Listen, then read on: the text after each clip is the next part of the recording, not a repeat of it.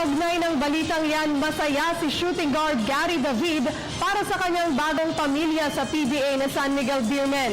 Sa katunayan, ikinuwento niya sa PTV Sports ang ilan sa kanyang mga naging adjustments para sa misyong bitbitin ng Beermen sa panibagong kampyonato ngayong season. Narito po ang report ni Isabel Reyes para sa kanyang kabuuang detalye.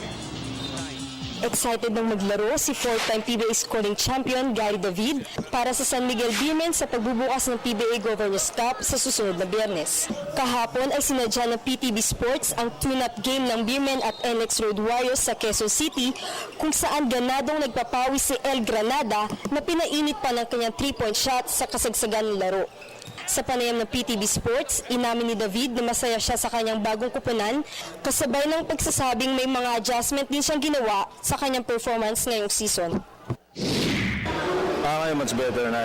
Nung una, naiilang pa ako sa kanila kahit na medyo matagal ko silang kakilala pero yung araw-araw mong kasama, naiilang pa ako nung una. Pero ngayon okay na, nakipagbiruan na ako, nagbibiruan na kami sa isa't isa tapos nakapag-banding na kami, nakapag-team building na kaya much okay na ngayon.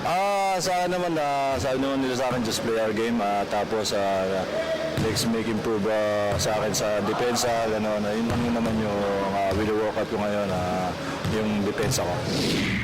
Sa huli ay nangako ang 6'2" dinalupihan Bataan Pride na gagawin niya ang lahat upang matulungan ng SMB na maidepensa ang titulo ng Governors Cup ngayong taon.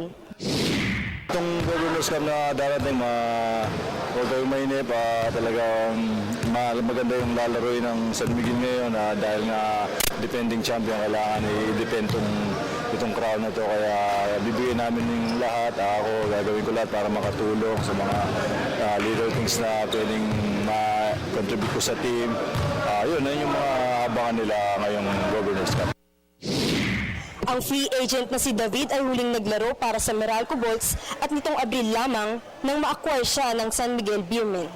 Para sa PTV Sports, Maria Isabel Reyes, Telebisyon ng Bayan.